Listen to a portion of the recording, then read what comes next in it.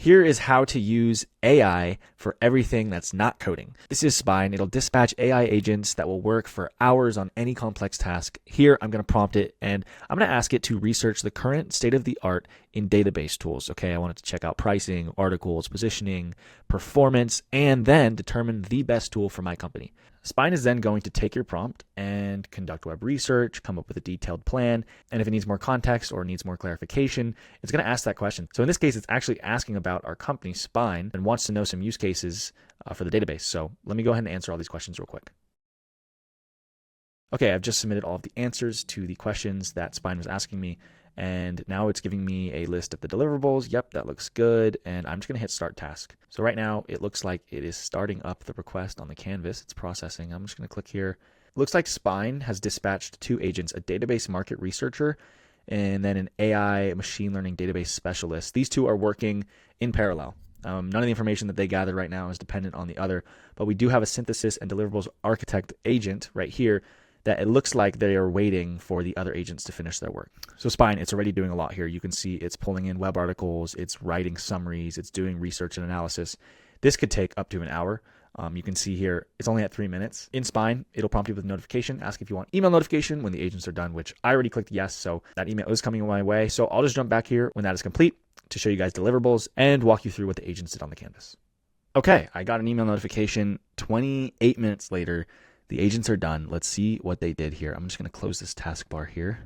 Now, looking at the agent's work, everything is completely auditable and trackable. So I can see that the agent pulled in websites and then took and extracted information from each one of those sites, which you can see here. Like they've got pricing information here, which we can full screen and view.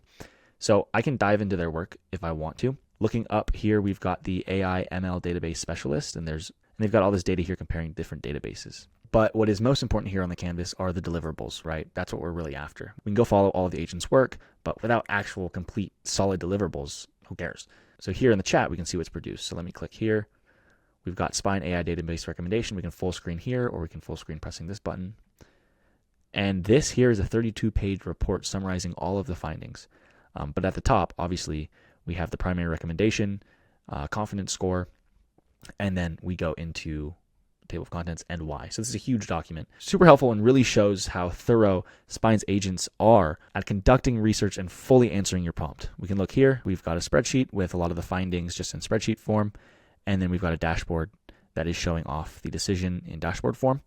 So again, Supabase Pro gives you a ton of data, full-on coverage matrix, and more.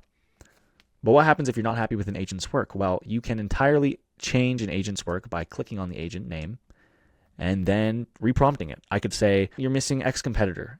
Please research them. And it will go back through. You can watch it happen on the canvas. It will add that competitor. It will redo its work all the way through the entire chain of thought, passing it on to the synthesis and deliverables architect. All of these deliverables will update. Or there's the case where I want to change an individual artifact. So let's go ahead and let's change this dashboard and let's change it to the style of Anthropic. Submit that. And it's going to make those changes. I'm going to pause the video and we'll come right back when it's done. Okay, Spine made the changes here. We can just click on this artifact and it's going to take us to it. And it looks like it made it in the style of Anthropic. So that's Spine in a nutshell. And that's how you do all work beyond code. Thank you.